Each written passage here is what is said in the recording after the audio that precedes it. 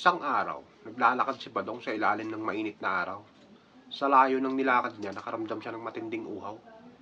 Gustong-gusto na niya na uminom ng napakalamig na inumin. Kaya lang, ang problema niya, ₱5 yung pera niya sa bulsa. Kaya nagpatuloy na lang siya sa paglalakad hanggang sa may mapansin siya nagtitinda ng palamig sa gilid ng daan. Kaya lang, ito nagtitinda ng palamig ay hindi nagbibigay ng bababa sa ₱10 kasi ₱10 isang takal ng palamig. Napansin ni Badong yung mata ng nagtitinda, isang duling. Biglang napangisi si Badong ng may panggugulang. Binalikan niya ito ngayon at bumili siya. Pabili nga po ng palamig niyo, Manong. Kaya, tuhaw na po ako. Ang layo ng nilakad ko. Nung tinakalan siya ngayon, binigay sa kanya yung palamig. Nilagok niya kagad ito. Nung maubos niya ito at naibsan ng uhaw niya, binayaran niya ngayon ng buong ₱5. Oh, ito na po yung bayad ko. O teka, sabi niya, kulang yan. Sabi nung nagtitinda ngayon. Eh, magkano po ba ito? Eh, ₱10 yan. Eh, magkano po bang binigay ko? ₱10. Eh, ano po bang problema? Sabi ni Badong ngayon.